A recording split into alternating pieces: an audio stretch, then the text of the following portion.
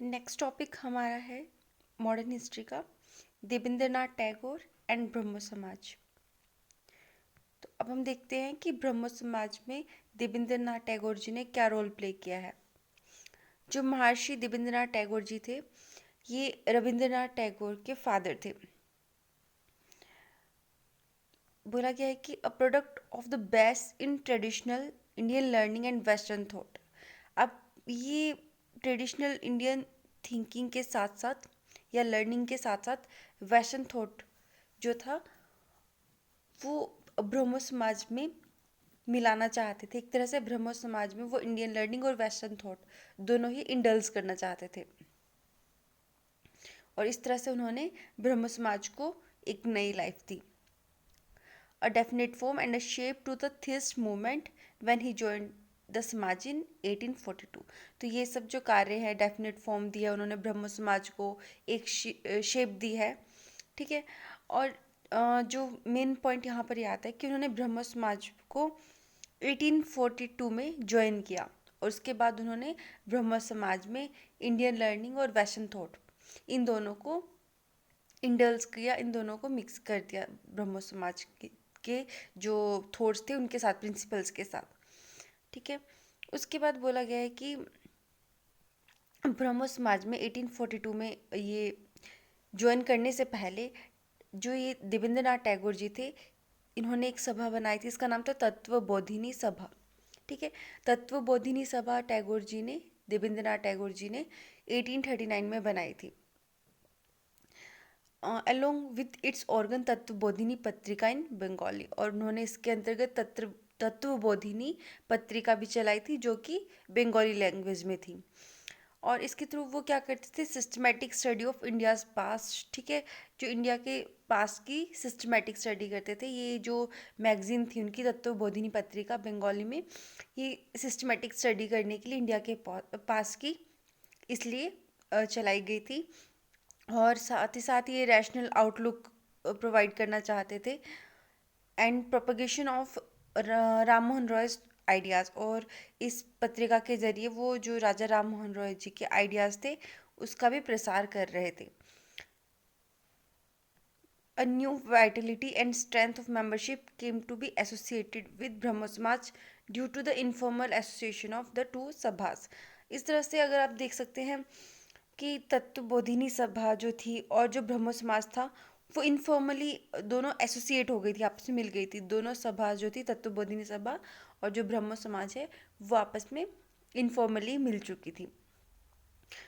जो Brahmo Samaj came to be include prominent followers of Ram Mohan the Derozians and independent thinker such as Ishwarchand Vidyasagar and Ashwini Kumar Dutta. तो इस तरह से जो ब्रह्मो समाज था वो एक ऐसा रूप धारण कर रहा था जहाँ पे जो राजा राम मोहन रॉय जी के फॉलोअर्स थे, प्रोमिनेंट फॉलोअर्स जैसे डेरोजियंस थे, हाँ, साथ ही इंडिपेंडेंट थिंकर्स हुए कुछ जैसे ईश्वरचंद विद्यासागर जी और अश्विनी कुमार दत्ता, ये सब मिल गए थे, ठीक है। मतलब ये सब मिल गए थे ब्रह्मो समाज में। इन सब की जो थिंकिंग थी, इनके थॉट्स थे, वो सारे के सारे ब्रह्मो समाज से मिलते जुलते थे, और इन सब के थॉट प्रोसेस के साथ ब्रह्मो समाज आगे बढ़ा। अगर हम देवेंद्रनाथ टैगोर जी की बात करें तो वो दो फ्रंट्स पे काम कर रहे थे, टू फ्रंट्स पे काम कर रहे थे।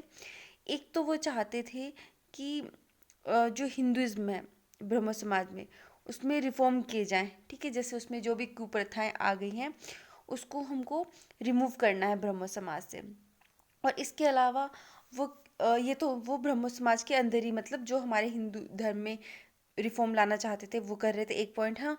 और सेकंड क्या चाह रहे थे वो, कि जो क्रिश्चियन मिशनरीज हैं, जो लोगों को क्रिश्चियंस बना रहे हैं, हिंदुज़्म से का क्रिटिसिज्म कर रहे हैं, और साथ ही साथ ये अटेम्प्ट कर रहे हैं कि वो उनको कन्वर्ट कर दें क्रिश्चियन धर्म को अपनाने के लिए, उनको बाध्य कर रहे थे एक तरीके से। तो वो उसको भी इस समस्या को भी अपोज कर रहे थे, ठीक है। वो इसको भी दूर करना चाहते थे कि जो धर्मांतरण या धर्म परिवर्तन बोल सकते हैं एग्जैक्टली, कि जो धर्म परिवर्तन की जो प्रक्रिया हो रही थी इसको वो ख़त्म करना चाहते थे, रोकना चाहते थे। इसके अलावा the revitalize Samaj supported widow remarriage, women's education, abolition of polygamy, improvement in ryots condition and temperance.